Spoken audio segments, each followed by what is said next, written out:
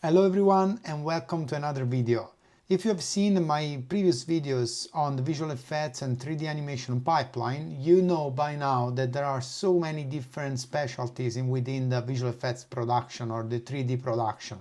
And one of these is the 3D lighting, which is exactly what I actually do, what I've done for many years. Although now I only do the direction of photography and I have more of a general role in terms of developing the look of the movie or the project, but I've done lighting for many years in 3D, in real life, on set, live action, virtual reality, you name it. Today I want to explain you a little bit what a 3D lighter does so that you can actually hopefully understand exactly what are the tasks that a lighting 3D artist has to deal with on a daily basis. And maybe you're interested in becoming one, because there is not only the artistic side of it, but actually the technical side of it, it's quite complex. I'm gonna explain you the way the process of lighting works in a different video.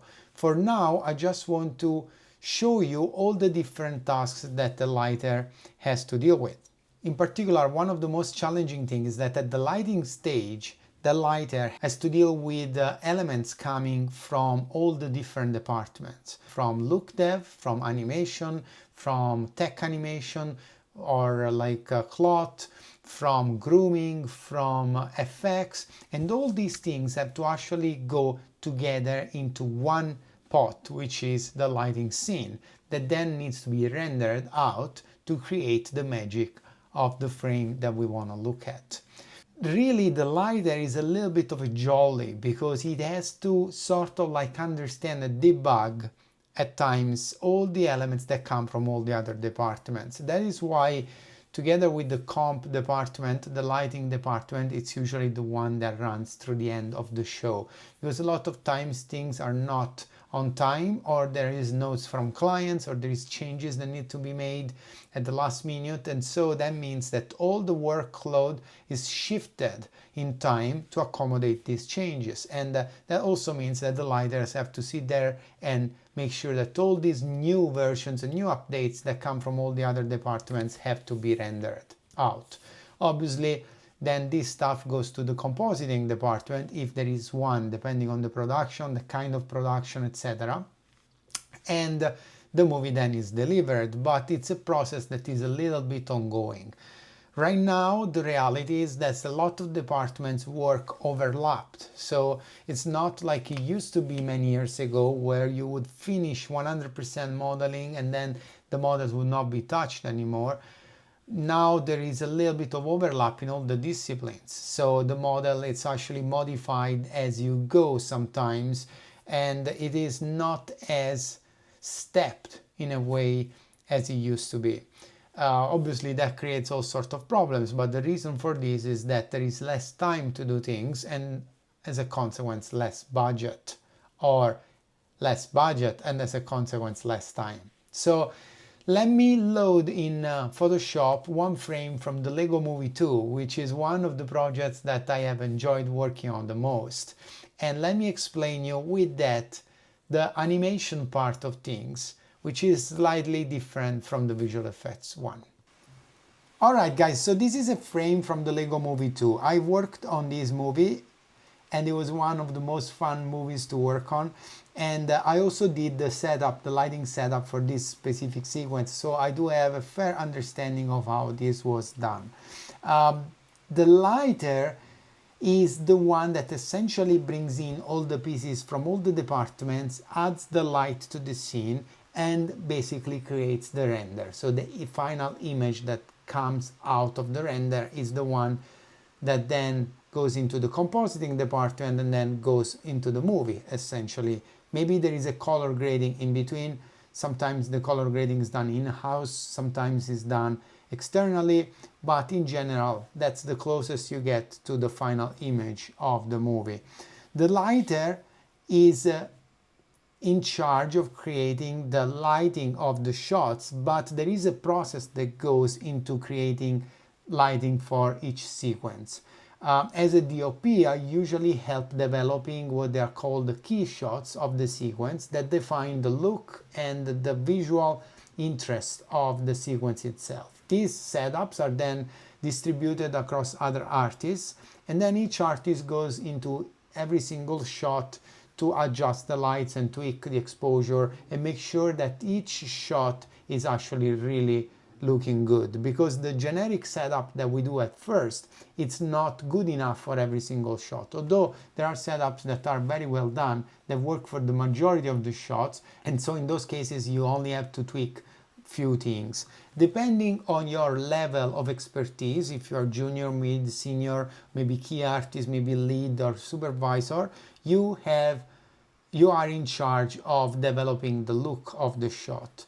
And usually the junior artists are the ones that pick up the setups done by more senior artists and just adjust it for the other shots. So the complexity of the shots is what determines who that shot goes to. If you don't have a lot of experience, you won't have a very complex shot until at least you show that you can handle it. More senior artists, they can handle more complex shots, and so they also get sometimes to do even the lighting setups that are usually done by lead artists or supervisor. Depends a little bit on the production. So in this case here, obviously we have a lighting setup. So we have a sunlight.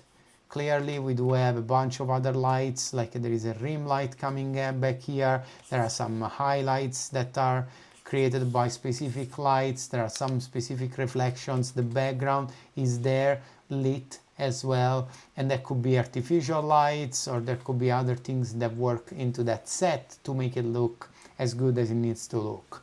So all that lighting part is a topic for a different video, because the process of creating the light setups and how that structure works requires a video on its own. But here the important part that I want to convey is that the lighting artist, once has the lighting setup, has to prepare basically this shot for output, so for rendering, so that then he can put all together in the comp and then render out these things. Now, before I go on, I want to say one important thing in regards to comp, which is a short for compositing if you don't know, is that in visual effects there is a fully fledged compositing department all the time, which means that people that are in that department do not do lighting. A lot of them have never done lighting. In the 3D animation world, instead, the people that do the lighting of the shots, for the most part, do also the compositing of the shot. So if you work in visual effects, you are not finishing the shot per se. The shot is finished by some other compositing artist. If you work in animation, on the other side, you get to finish the actual shot, which is very rewarding because you get to see really how the shot is gonna be in the movie, minus the color grading that can be done in-house or can be done externally. That depends on the company. All right, so how do we output the images that we need from this lighting setup? If you look at an image like this, you might think that this is one piece of image that has been rendered out, but that's not always the case. A lot of times we split the image into multiple images just in the interest of being more effective with the render that we have to do, or more flexible in the modifications and the notes that we have to address. So what does this mean? In here, for example, we could decide that we want to render Emmett, in this case, the main character, in a separate image, in a separate layer. Then we can decide that we want to render the midground characters in a separate layer. So these guys will be rendered in a separate image. Let's add these guys to here. So we have a foreground, let's say, character, main character, and then we have a midground character layer just behind that. All right, so all these guys, for example, will be in the midground layer. Okay, so this is obviously a bit of a simplification, but should give you the idea of how all this works. All right, so let's add this guy too, just to have all the characters in there. Okay, then we might have another layer that is in the background, will be this guy here. Of course, the blue is not the best color there since the set is blue. Let's do purple or magenta here. So we have this other character, which is sort of like a far back character. So this becomes another layer, all right? And then we might have the environment layer. Let's do it in this orange sort of color here. Okay, so we're gonna put all of this in there, including the vehicles, just for the sake of simplicity. All right, so now we have 1, 2, 3, 4 layers, which means that we have 4 images essentially that we have to put together to recreate the final image. So the lighter has to set up these layers into the 3D software. Each layer has to interact in 3D, so the shadows, the reflections, all of that has to work as if the layers were rendering all together, as if all these pieces were rendering all together. And there is a little bit of setup that goes into that. Now, this is one way of rendering out stuff, but another way is that we forget about all of this and we render exactly the whole image as one, in one single layer, which is something that a lot of companies do these days because we can. We have the power, the machine power to do it. And also there are tools that allow us to still adjust individual elements of the shot without having to render out every single layer. Okay? Of course, why do we render the layer here? It's because the layers give us flexibility. So for example, if one of these characters has a change in modeling or texturing or whatnot, then we can just re-render that character instead of re-rendering the whole scene. This makes it for a quick update. The problem with this is that the management time of handling all these passes, it's quite high. And so that means that artists spend more time on the technical side of things instead of spending time on creating a beautiful image from a creative standpoint, right? So it's two different approaches. Each approach is valid. It depends really on how much time you have, how many resources you have. If you want to render all together, it means that every time there is one thing that changes, you have to basically render the whole shot. Although there are techniques that allow you to render just section of the shot as well if you are in a pinch.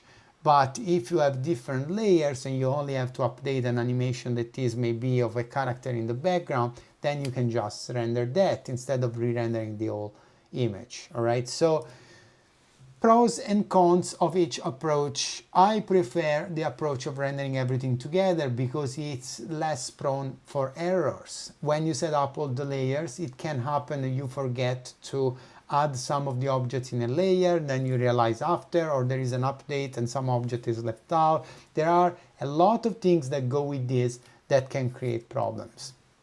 So the first technical part of the lighting job is to create these layers and to split the image into multiple layers, where this is the approach that the company takes. Now let me show you a frame of visual effects that has a little bit more complexity to it.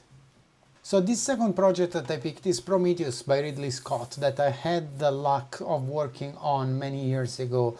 This was a tough project with a lot of difficult things to make, but I was in a crew with amazing people. One of the most amazing teams that I have had the pleasure of working with in every single department.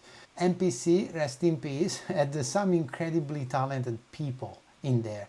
And to this day, I don't know even how many years it is, over 10, maybe 15 years. Like some of the things we managed to do there have been really, really, really incredible. So this is an extract from the Prometheus breakdown that you can find on YouTube. I'm gonna play this once first so you can take a look at the thing, and then I can show you one by one what is happening here.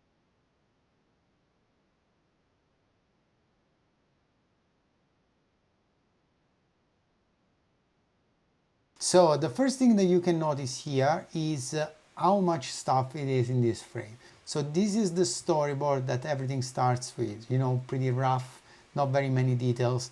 Usually the storyboards are not necessarily true to scale because they are not based really on measurements or anything. So when you transform the storyboard into a 3D scene, Sometimes there is big issues with scale and sizing of the objects and whatnot.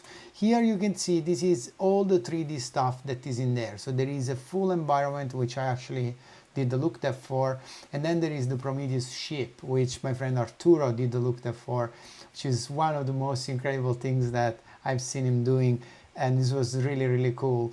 And once you have rendered the ship and the ground, there is also this massive storm. Now, this thing at the time was ginormous. It was really difficult to do and really complex, and there were a lot of layers of that.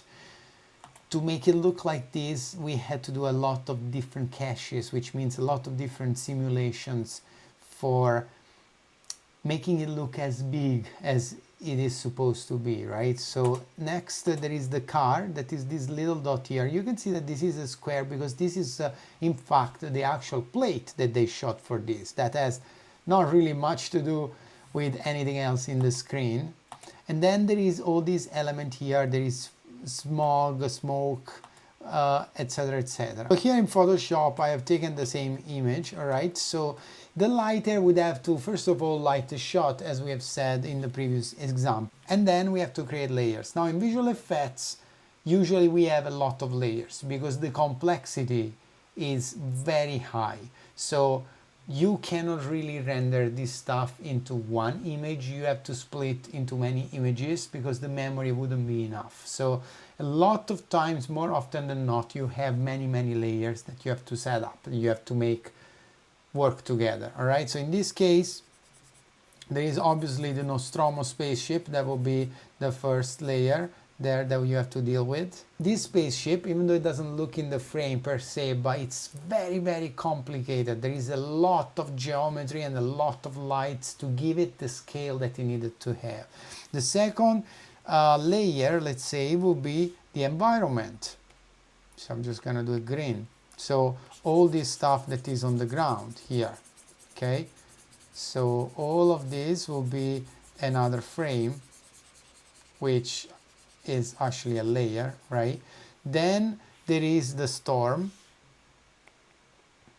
That's the blue. So there is the storm. Now the storm is so complex that you cannot really render in one layer either. So you have to do multiple layers just for the storm.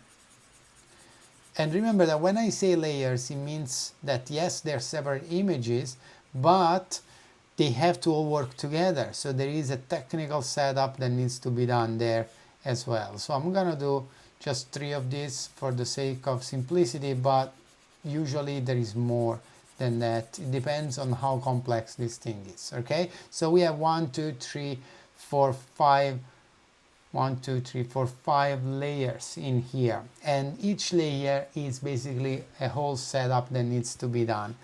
Now, why am I stressing out that there is this division? Because the reality is that when you are working in lighting, there are many different elements that come from different departments. In this case, the storm comes from the effects department, that is the department in charge of creating this simulation.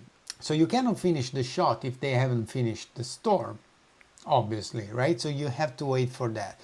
The effects department might also be in charge of creating some of this stuff.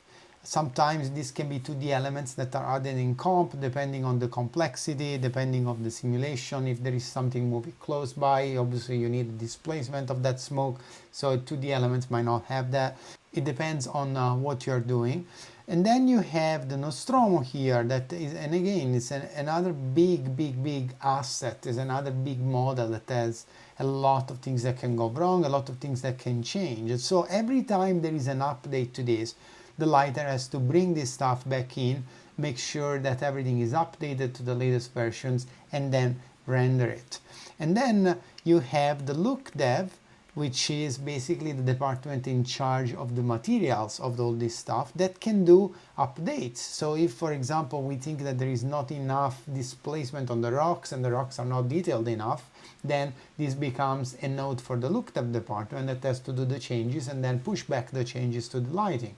So the lighting has to ingest that and make sure that it's working, make sure that it goes to the latest version of everything, that everything is up to date, because otherwise then we have to re-render again.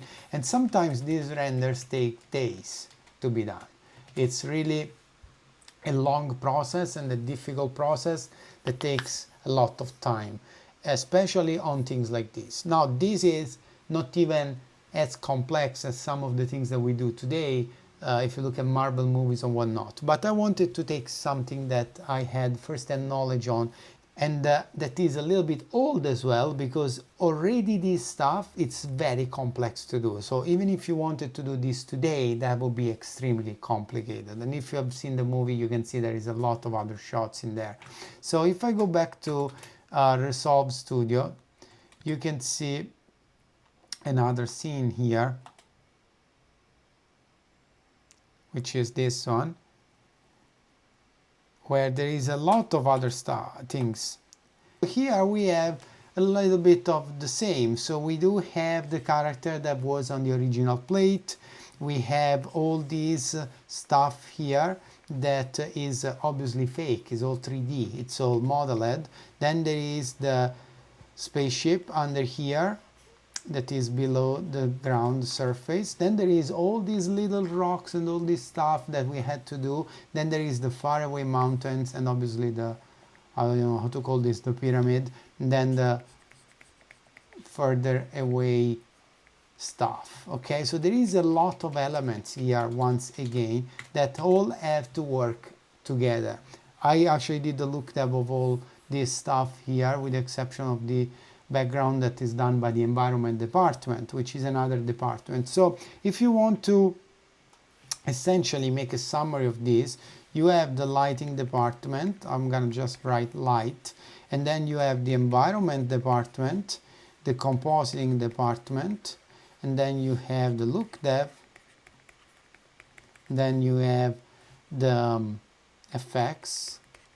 And of course you have other departments involved in this, like there is animation department, for example, that can be late, or that can be another different update because maybe the client wanted the jump to be a little bit stronger or whatnot. So all of this has to go into the lighting department. So you have to make sure that you get all the stuff updated, and you have to wait that all the other departments are in fact final before you can finalize your lighting shot. And then you go into the compositing department, which is essentially what creates the last bit of the image, but sometimes is a very extensive work when it comes to visual effects, because there is a lot of elements that need to be integrated, and with lighting you can only push that so far. Although you can get very close, that's very time consuming. So sometimes the lighting is 80% of the final product, and then the comp has to do the rest.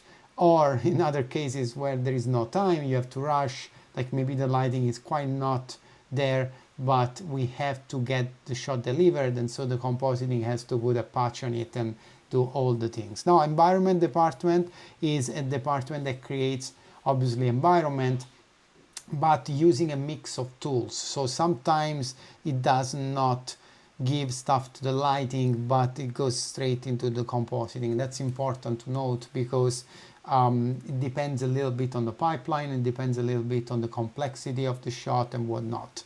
The compositing department ultimately is the one that delivers the shot to the client, and that goes to color grading. So this is how complex this stuff is. I hope that is helpful and gives you a little bit of an idea of what the actual job of a lighter is. Now you can have 3D lighting artists, which are the ones that usually do more of the lighting work.